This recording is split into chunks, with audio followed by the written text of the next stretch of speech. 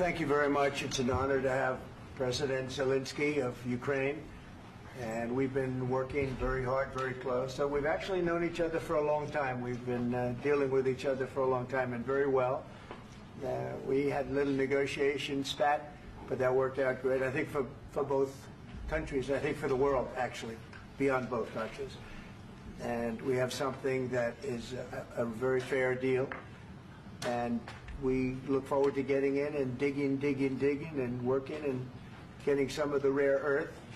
But it means we're going to be inside, and it's a big commitment from the United States, and we appreciate working with you very much.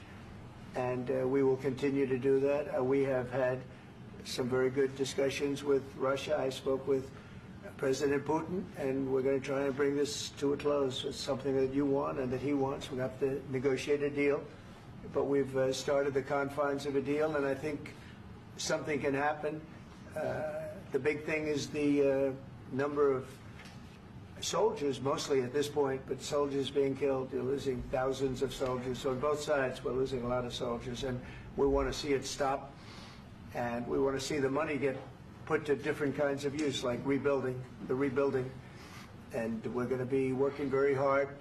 But we've had a lot of very good conversations. I will say until we came along, the Biden administration didn't speak to Russia whatsoever. They didn't speak to anybody. They just allowed this to continue. And I will say that, I'll say in front of you, you've heard me say it 1,000 times, if I were president, this war would have never happened. We would have had a deal negotiated for you without having to go through what you've gone through. But your soldiers have been unbelievably brave. We've given them great equipment, but somebody has to use the equipment. They've been unbelievably brave, and we give them great credit. This was supposed to be over very quickly, and here we are 3 years later. So I give tremendous credit to your generals and your soldiers and yourself, in the sense that it's been very hard fighting, very tough fighting. They're great fighters, and you have to be very proud of them from that standpoint. But now we want to get it over with. It's enough, right? We want to get it over with. So it's an honor to have you here. Thank you very much for coming. We're going to sign the agreement at the conference in the East Room in a little while, right after lunch. And we'll be having lunch together. We're also discussing some other things, and we appreciate everybody being here. It's somewhat of an exciting moment, but the really exciting moment is when they stop the shooting and we end up with a deal. And I think we're fairly close to getting that, and an honor to have you. And please, if you'd like to say something. No, thank you so much, Mr. President. Thank you for the invitation. And really, I hope that this first document will be first step to real security guarantees for Ukraine, our people, our children. I really count on it. And of course, we count that America will not stop support. Really, for us, it's very important to support and to continue it. I want to discuss it with details further during our conversation, and of course, the infrastructure or security guarantees. Because for today, I understand what Europe is ready to do. And of course, I want to discuss with you what the United States will be ready to do. And I really count on your strong position to stop Putin. And you said that enough with the war. I think that is very important, Ben, to say these words to Putin at the very beginning of war, because he is a killer and terrorist. But I hope that together we can stop him. But for us, it's very important to, to save our country, our values, our freedom, democracy, and of course, no compromises with the killer about our territories. But it will be later. And of course, what I wanted, we spoke about it by phone with you about the drones production. We have very good drones production. I think the best one in the world for today because of the war. Yes, and of course, we need very much the air defense. You have the best air defense in the world, and really you helped us under attacks of Russians. And I want to speak how we can exchange the licenses. We're open to share the licenses of all our drones with you, of course, with the United States. And we need licenses for quick production of air defense. Even after the war, we need our nation to be calm, that we are secure. So that's why we need this air shield. And of course, about this I want to speak about the contingents. I think that France and UK already spoke to you, and we know that Europe is ready, but without the United States, they will not be ready to be as strong as we need. And then the last point, last not least, about exchange, about our people and children. And you know that these crazy Russians, that they stolen 20,000 of children, Ukrainian children. They changed their names, they changed their families, relatives, and now they're in Russia. We want to bring them back, and really, it's a big dream, task, and goal for me, and our warriors. By the way, Mr. President, we exchanged, released more than 4,000 warriors from Russian prison, but there are thousands more in the prison.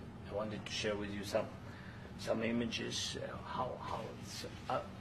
Just can I now? Yeah, please. Some minutes, 1 minute, 1 minute. Just you to understand in what circumstances, in what situation they are, and what the attitude of Russia to our prisons. That guys, just you before and after. And you see before and after, just you to understand. Now thousands of such guys, ladies and men, there. And that, so they don't eat, they beat them, and they, do a lot of bad things.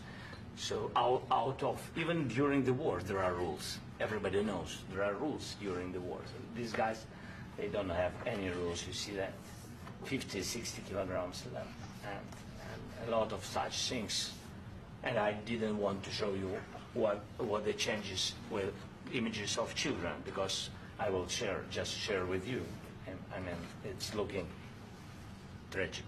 Yeah, that's tough stuff. Yeah, I wanted very much to give you, and you see it. Yeah. This is pastor, by the way. They stolen pastors, because it's not Russian church. They stolen pastors and moved pastors to the prison. At the end of last year, we brought 3 pastors, and we could exchange them. And this is pastor, you see. Yeah, it's tough. Yeah, so I mean, this I wanted to show you, and this. So thank you very much. We want to get that ended, right? Yeah, of course. We will. And I think we will. And We have to, of course. do you have any questions, please? Thank you, Mr. President. With the, how much money is the U.S. going to put into the fund that is being created today, and how does this provide long-term security for Ukraine? Well, we don't know exactly how much, because we're going to be putting some money in a fund that we're going to get from the raw earth that we're going to be taking and sharing in terms of revenue. So it's going to be a lot of money will be made from the sale and from the use of raw earth. And as you know, our country doesn't have much raw earth. We have a lot of oil and gas, but we don't have a lot of the raw earth. And what we do have is protected by the environmentalists, but that can be unprotected, but still it's not very much. They have among the best in the world in terms of raw earth. So we're going to be using that, using it for all of the things we do, including AI and including weapons and the military, and it's really going to very much satisfy our needs. So it's something that just worked out really well. We have a lot of oil and we have a lot of gas, but we don't have raw earth. So this has just about every component of the raw earth that we need for computers, for all of the things we do. This puts us in great shape. And on long-term security for Ukraine, how does this provide? I think they're going to have great luck. I think once we make the agreement, that's going to be 95% of it. They're not going to go back to fighting. I've spoken with President Putin, and I feel very strong. I've known him for a long time, and I feel very strongly that they're very serious about it. And we'll make a deal. And when the deal is made, I don't think we talk about security. Everyone's talking about the other day. All they talked about was security. I said, let me make the deal first. I have to make the deal first. I don't worry about security right now. We have to have a deal, because right now, last week, 2,000 soldiers died on both sides. 2,000, and they're losing 1,000, 2,000, 3,000 a week. So as we sit here and we talk, people are getting shot and dying on the battlefield. And, you know, they're not American soldiers, but they're Russian soldiers and they're Ukrainian soldiers, and we want to be able to stop it. And we want to be able also to spend money on other things. We don't want to, this is a tremendous amount of money. And what the Biden administration did was terrible. They were giving money, but he had no security on the money. Europe, as you know, gave much less money, but they had security. It was in the form of a loan. They get their money back, and we didn't. And now, at least we're protected because the American taxpayer has to be protected too. But this is an incredible agreement for Ukraine because we have a big investment in their country now, and what they have, very few people have. And we're able to really go forward with very, very high-tech things and many other things, including weaponry that we're going to use in many locations, but that we need for our country. This allows us to do that. Will you continue sending military aid? Yes, go ahead, please. If I can just, yes. In the document, there is one of the very important points. If we speak about business and investment, we never had LNG terminals in Ukraine. This document will open. I mean, the next document, but anyway, here we see in the framework, we see really goodwill for this. LNG terminals for us is very important, and I think for security of European continent. We have the biggest storage, gas storage. We have the biggest in Europe. Yes, yes, and we can use it. Use it for LNG, use it for LNG, and we will do it. And really, we can help Europe because Europe really helped. President Trump said that they made less support, but they are our friends and they are our very supportive partners. They really gave a lot, Mr. President. They did. They gave a lot, but they gave much less. No. Much less. No. At least no. No, not you. No. Okay. Okay.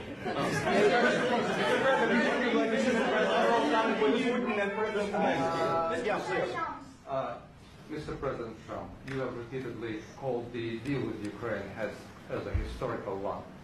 And as a President of the United States, you make historical decisions in other issues which affect America and other world. So what place in the world history do you want to take? And do you associate yourself with any famous historical figures? Yeah, I'd say George Washington, Abraham Lincoln. I would say I'm far superior to George Washington and Abraham Lincoln. Now, you know I'm only kidding, right?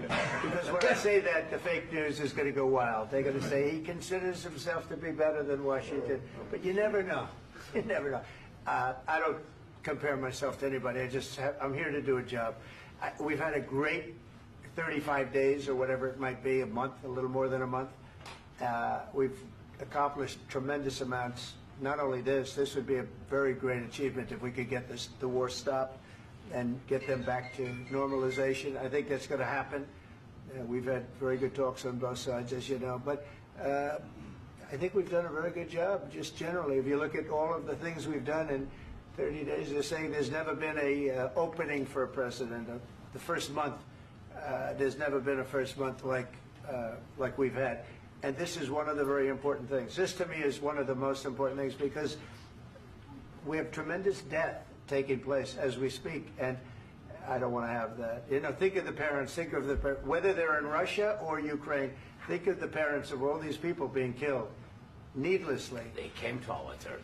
Should have never started. This would have, if I were president, this would have never started. Mr. President, will you continue sending military aid to Ukraine after the U.S. signs this agreement with Ukraine? Yeah, we're going to be continuing. President Zelensky, do you feel like the U.S. is on your side, that President Trump is on your side at this moment? Right. What do you think? He wants to know, do you think that, sort of a stupid question. I guess we wouldn't be here if I wasn't. I think that the United States on our side from the very beginning of occupation, and I think that President Trump on our side, and of course, I'm sure that the United States President will not stop support. This is crucial for us. It's important for us. Yes. And Putin, the president speaks about the people and the soldiers which are dying, but they came to our territory, they came to our land. They began this war, and they have to stop. And I think this is the question, with really the most important question. Can President Trump, I hope yes, with some other allies, to stop Putin, withdraw these enemies, our enemy, withdraw these troops from our land? And I think that you asked about the history, I think that if President, or when, he will stop Putin, if President Trump will bring peace to our country, I think he will be on this wall in time. We've had very, very good talks. What about military aid to Ukraine? President Zelensky just said that there will be no compromises with Vladimir Putin. I just wanted to ask both of you. Firstly, are there compromises that you think that President Zelensky is going to have to make? And President Zelensky, is there anything that you might be thinking that you may be able to offer or bring to the table, for example, elections? Thank you. I think you're going to have to always make compromises. You can't do any deals without compromises. So certainly he's going to have to make some compromises, but hopefully they won't be as big as some people think you're going to have to make. That's all. That's all we can do. I'm here as an arbitrator, as a mediator to a certain extent between two parties that have been very hostile, to put it mildly. They've been very hostile. There's been a vicious war. There's been a vicious war. You know, it's a very level battlefield, and those bullets go out, and as I've said many times, we were talking about it with Pete, many times the only thing stopping those bullets is a human body. And in the case we're talking about, generally young human bodies are stopping a lot of bullets. It's dead level. That's why it's great farmland. It's great land. It's great farmland, but there's very little protection against the bullets that are being, and other things that are being shot. So all I can do is see if I can get everybody at the table and get an agreement. And I think we're going to end up with an agreement. Otherwise, I wouldn't probably be even here today. Mr. President, I've got two questions for you. You think ultimately your legacy will be the peacemaker and not the president that led this country into another war and ended foreign wars? And I've got a question. I hope it will. I mean, I hope I'm going to be remembered as a peacemaker. This would be a great thing if we could do this. I'm doing this to save lives more than anything else. Second is to save a lot of money, but I consider that to be far less important. So I hope I'm going to, thank you, Brian, for that question. It was a nice question. I hope I'll be known and recognized as a peacemaker. This would be a great thing to solve. This is a very dangerous situation. You know, this could lead to a third world war. This was headed in the wrong direction. If this election were lost, if we didn't win this election, and by the way, we won it by a lot. That was a mandate. We won every swing state. We won the popular vote by millions and millions of votes. We won everything. The districts, you look at the areas of red, take a look at a map. This was a big mandate, and this was one of the things. I said, we're going to get this thing settled. If we didn't win, I think this could have very well ended up in a third world war, and that would not have been a good situation. What was your second question? And my second question for President Zelensky: why don't you wear a suit? You're at the highest, why don't you wear a suit? You're at the highest level in this country's office, and you refuse to wear a suit. Just want to see if do you own a suit? Yeah, problems. A lot of Americans have problems with you not respecting the dignity of this office. I will wear a costume after this war will finish. Okay. Yes, maybe one. Maybe something like this. Something like Yes, yours. sir. Yes. That'd be great. Maybe something better. I don't know. We will see. Maybe something cheaper than. Yeah. Thank you. Thank you. President Trump. Thank you, President Trump. You said yesterday that you have. Are you going to send more arms to Ukraine in case there's no peace? Yeah, we're going to have arms to Ukraine, yeah, sure. Hopefully I won't have to send very much, because hopefully we're going to have it finished.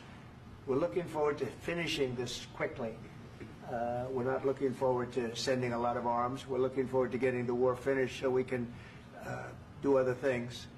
But we very much appreciate the agreement, because we needed what they had, and we're treating, you know, our country is now treated fairly. Biden didn't do that. He didn't know what the hell he was doing. This should have never happened. This should have never started.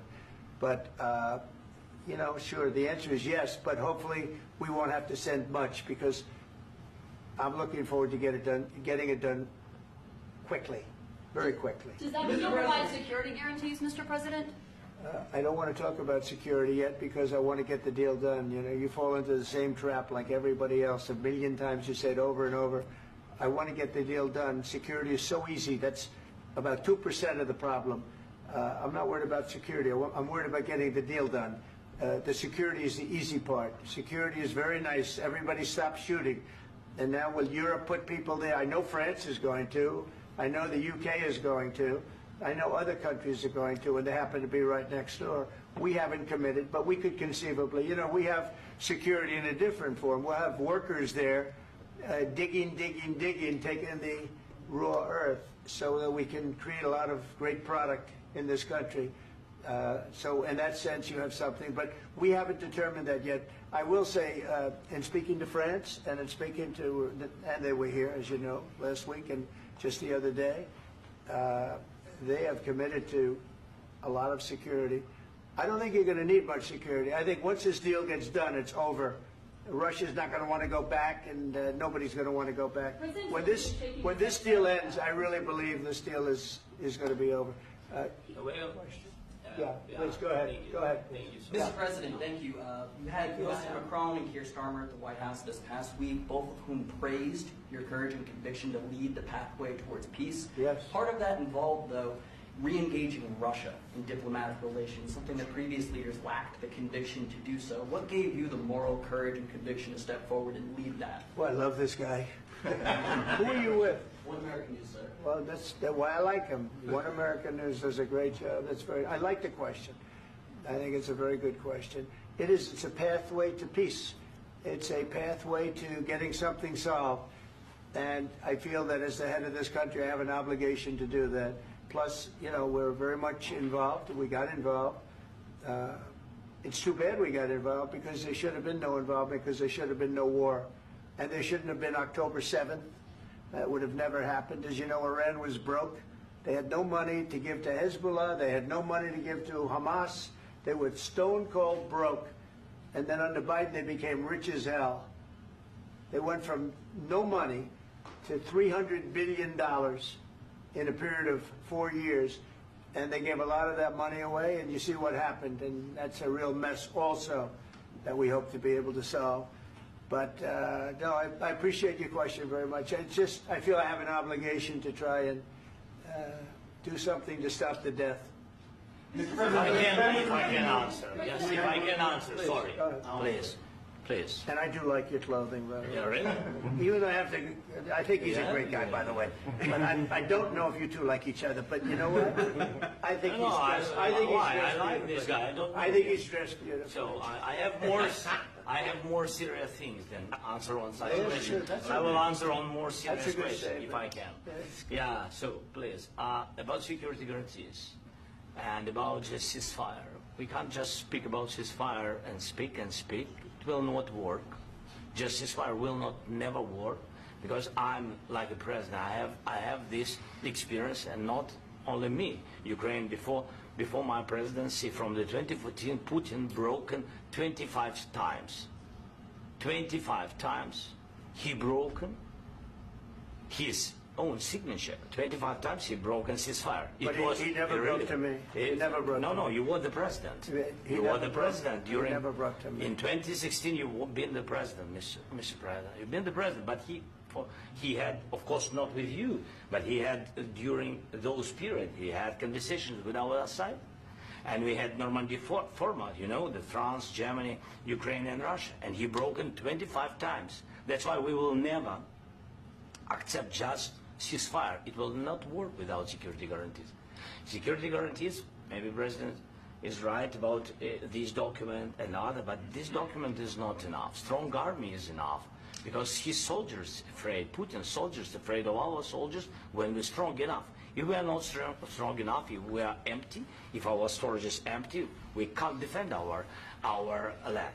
Today, you know, he knows that we have, all the world knows that we have meeting, yes? Why he's using ballistic? Putin today using ballistic on our hospitals, schools, and etc. Ballistic. So he knows that we are here and that President Trump is really have goodwill to stop this war. And you hear now the president. So why he's using? So he doesn't want to stop. He doesn't want. But I hope that we will do it. Really, we'll do it. Security. When we speak about security guarantees, when the Europeans are ready for contingents, they need USA backstop. If there will not be United States, we will not never have any contingents, strong contingents from the Europeans, because they don't want to divide alliance, connection between the United States and the main and strongest ally and Europeans. And this is crucial, this is important. That's what we want to speak about very much. This is very important. And air defense. So air defense, really, we have big deficit with all these systems, and we need to provide this. We need it very much. Otherwise, Putin will never stop, and will go further and further. He doesn't want. He hates us. You know, it's not about me. He hates Ukrainians. He thinks that we are not a nation. He thinks, and he shared these thoughts. I think maybe with your team also. I don't know, but with all the Europeans, in media, officially and not, he always said that there is no such country, such nation, such language, and such life like Ukrainian. No, he really doesn't respect all the Ukrainians, and he wants to destroy us. And you are right, Mr. President. That's 2%. This document, maybe other documents, it's a very good start, very good, but it will not enough to stop this person. Should Russia pay to rebuild Ukraine? Mr. President, under these Should Russia pay to rebuild Ukraine? They have to pay. This question This isn't is the like rule. because This is the rule of because the war. I'm This is sorry. the rule of the war. During all the centuries, all the history, this is the rule of the war. Who began, those pay. Do you agree This with is the rule. Putin began this war. He has to pay all money for innovation. He has to pay. Of course, some Russian assets, what we have in Europe, about 300 billion, we can use them. We can use for innovation and buy military support from the United States also. We can do it, but it's not enough. It's not enough. Do you envision a trilateral summit Because with I want Putin to and know. President Zelensky? Wait, 1 second. I asked this question that you didn't like because I wanted to know if you want to position yourself in the middle between Russia and Yes. Ukraine or on the Ukraine's. No, I'm in the middle. I want to solve this thing. I'm for both. I want to get it solved. And it's wonderful to speak badly about somebody else, but I want to get it solved. If we can solve it, great. If we can't solve it, they're going to have to fight it out, and who knows what's going to happen. But I want to see it get solved. May I follow up? One more question about U.S. troops in Europe. After Russian invasion of Ukraine, your predecessor sent additional troops to Eastern Europe, including Poland, my country. Yeah. Are you committed to keeping these troops on the eastern flank of NATO in the future? I'm very committed to Poland. I think Poland has really stepped up and done a great job for NATO. They, as you know, they paid more than they had to. They are one of the finest groups of people I've ever known. I'm very committed to Poland. What about Baltics? Poland's in a tough neighborhood, you know. What about the Baltics? The Baltics, they got a lot of, it's a tough neighborhood too. But we're committed. We're going to be very committed, and we're committed to NATO. But NATO has to step up, and the Europeans have to step up more than they have. And I want to see them equalize, because they are in for far less than we're in. And they should be at least equal. You understand that? Why is the United States, we have an ocean in between. Why is the United States in for so much more money and other things as Europe? With that being said, and as you said, they've also been obviously very helpful. But we have put in far more than they have. And I think they should equalize. Mr. President, Please, go ahead. About the agreement again today, what changed between the first time that Secretary Bessent gave President Zelensky the agreement and today for the signing? We made a deal. So What was the I'm just- deciding factor? I'm a business person. We made a deal. That's what changed. Mr. President, I didn't think we were going to make a deal, and we ended up making the deal, so that changed. Mr. President, what and how do you envision a trilateral summit with President Zelensky and Putin. I don't know, under but these well, they circumstances? don't like each other, I can tell you that. They do not like each other. This is not a love match, and it's unfortunate. That's why you're in this situation. The United States should not have allowed this to happen, okay? The United States, run by a man that didn't know much, I'm going to be very nice, run by an incompetent person, very incompetent person, should never have allowed this to happen. I've stopped wars. I've stopped many wars. My people will tell you, I stopped wars that nobody ever heard about. I stopped wars before they ever started. You can look at some of, I could give you a lot of nations that would tell you right now they were probably going to war. I could tell you right now there's a nation thinking about going to war on something that nobody in this room has ever even heard about. Two smaller nations, but big, still big. And I think I've stopped it. But this should have never happened. Sorry, just a second. About any negotiations. First of all, I want really to tell you, and I think that everybody understands that Ukraine, more than Ukrainians, nobody wants to stop this war. But at the future, any negotiations, it's understandable that two sides of the war, not Russia and the United States, because this is not the war between Russia and the United States. This is war of Russia against Ukraine and Ukrainian people. So these two sides will be at the anyway will be at the negotiation table. Then of course United States, like the strongest partner of the Ukraine, and of course Europe. I think Europe is very important. I want to speak about it with the President. Yes, Europe is very important for us because we really defend Europe for today. All Europeans really recognize that we are defending line and they have real life and our people are dying. That's why they helped us. And also it's about the NATO. Yes, between, like the President said, you have big, nice ocean.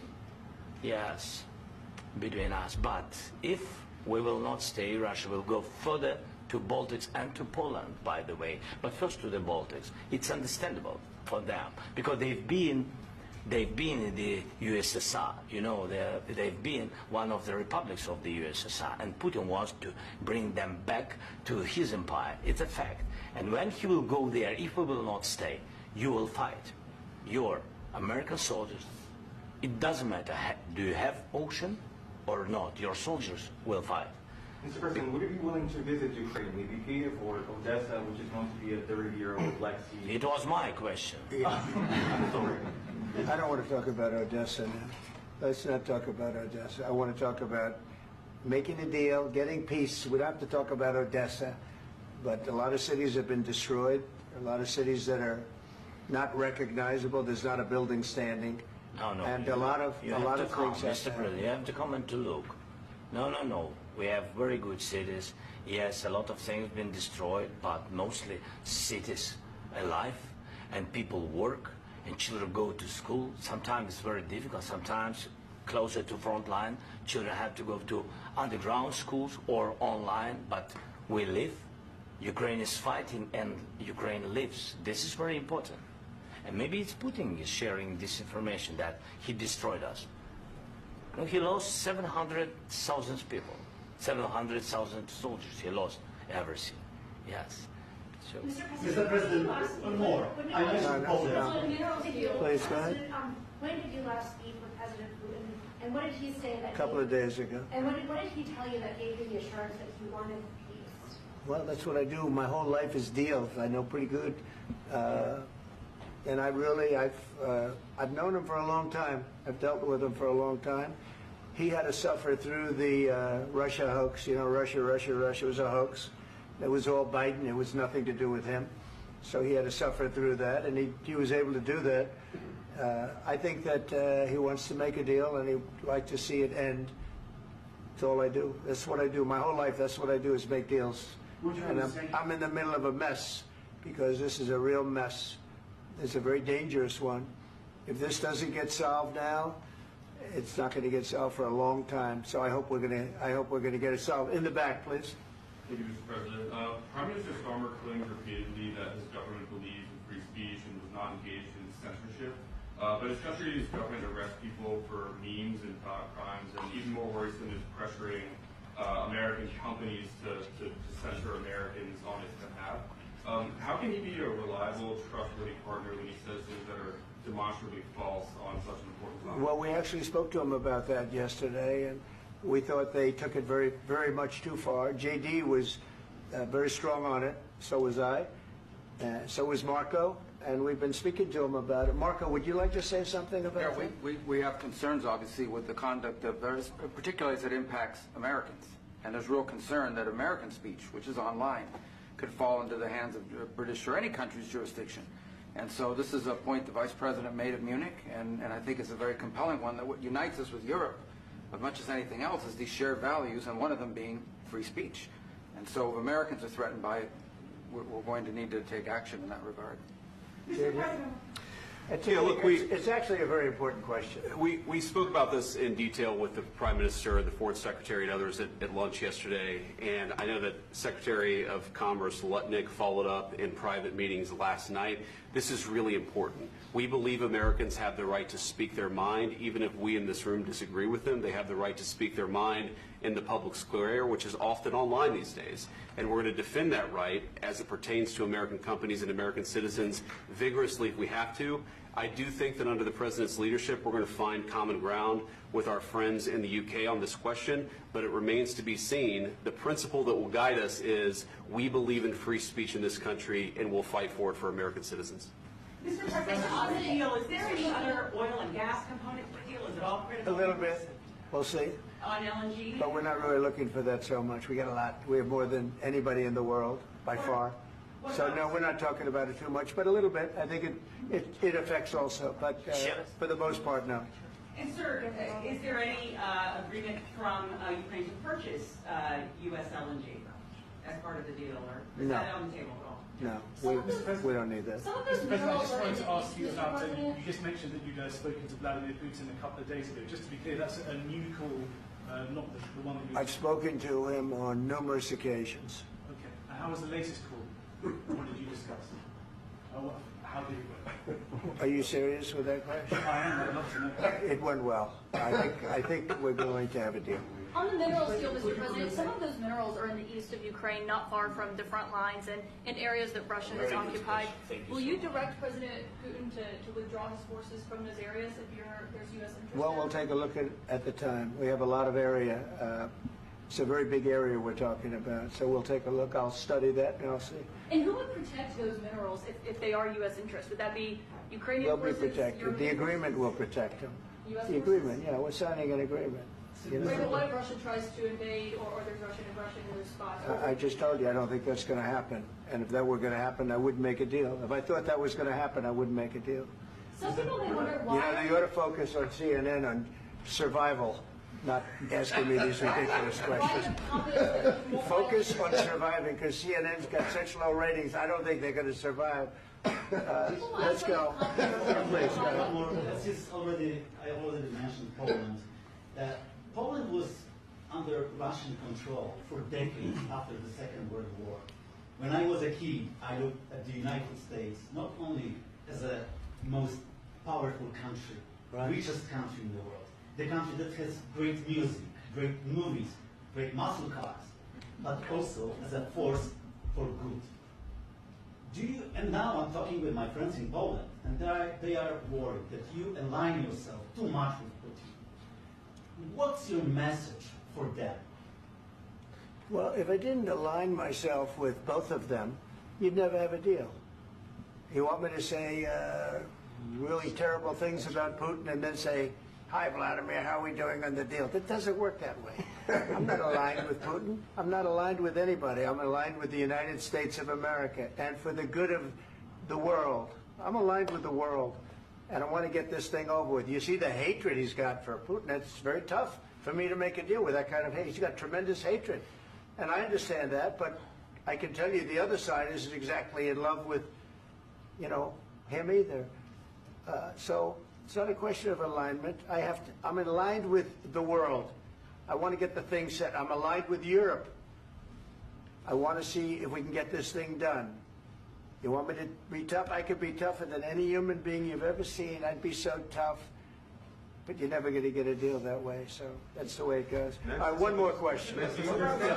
Hey, I will respond to this. So look, for 4 years in the United States of America, we had a president who stood up at press conferences and talked tough about Vladimir Putin, and then Putin invaded Ukraine and destroyed a significant chunk of the country.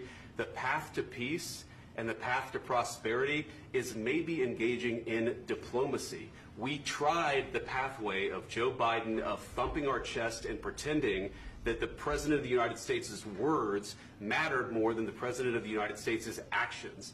What makes America a good country is America engaging in diplomacy. That's what President Trump is doing. Can I ask you? Sure. Yeah? Yeah. Okay. So he occupied our parts, big parts of Ukraine, part of East and Crimea. So he occupied it on 2014.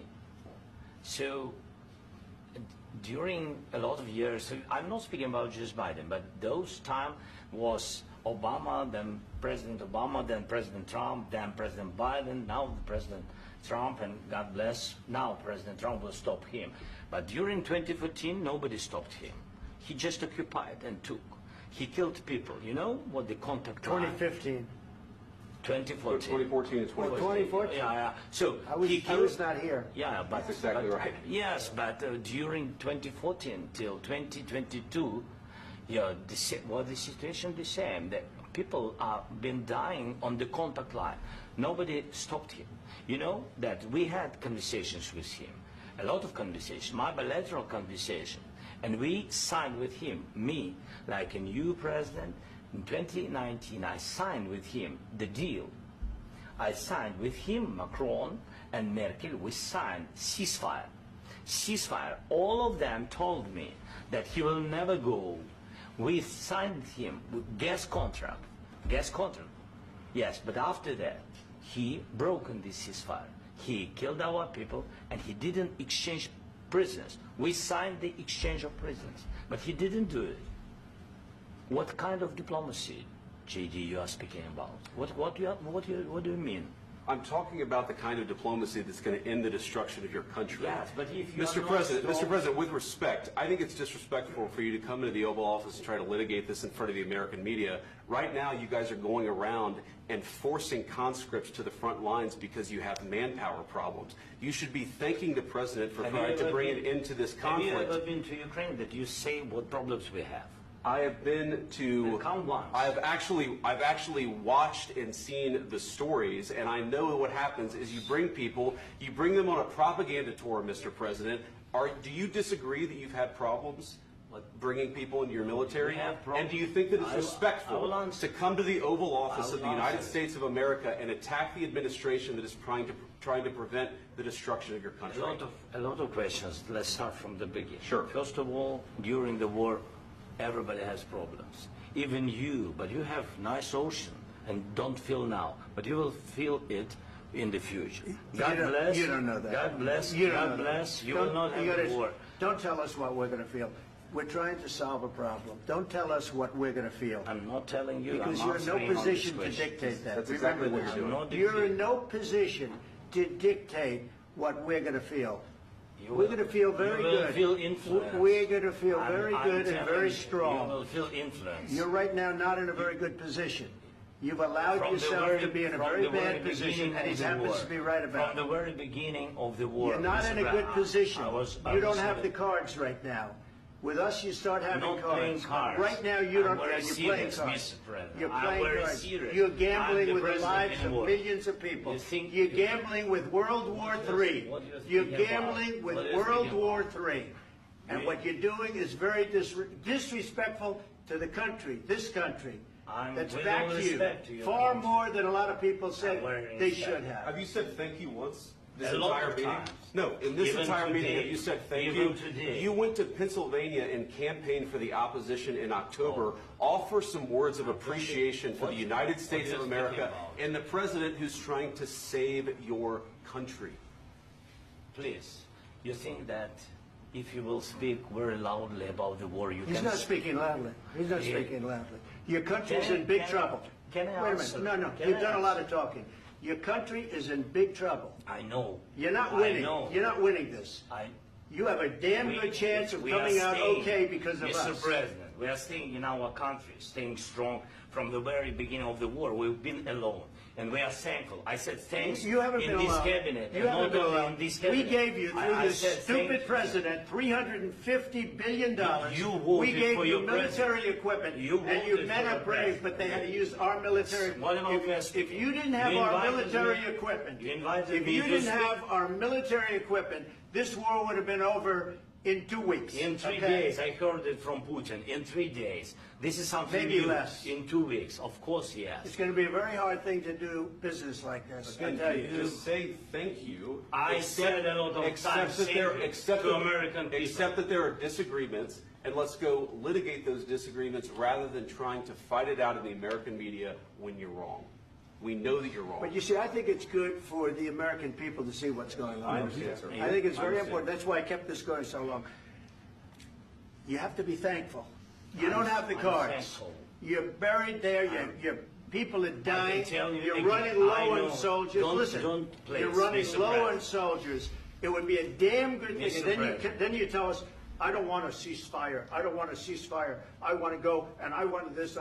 Look, if you could get a ceasefire right now, I tell you, you take it so the bullets stop flying and your men stop getting killed. Of course, we want to stop the war. But you're I saying said- you don't want a ceasefire. But I said to you, I want a with ceasefire. guarantees. Because you'll get a ceasefire faster than an agreement. Ask our people about ceasefire, what they think. That wasn't doesn't with matter me. for you what- That what wasn't is- with me. It That was wasn't with with you. a guy named Biden, who was not a smart person. This That is was your- with, this that is was with your Obama. president. It was your president. Excuse me. That was with Obama, who gave you sheets, and I gave you javelins. Yes. I gave you the javelins to take out all those tanks. Obama gave you sheets. In fact, the statement is Obama gave sheets and Trump gave javelins. You got to be more thankful, because let me tell you, you don't have the cards. With us, you have the cards. But without us, you don't have any cards. One more question to Mr. Vice President. I'm sorry.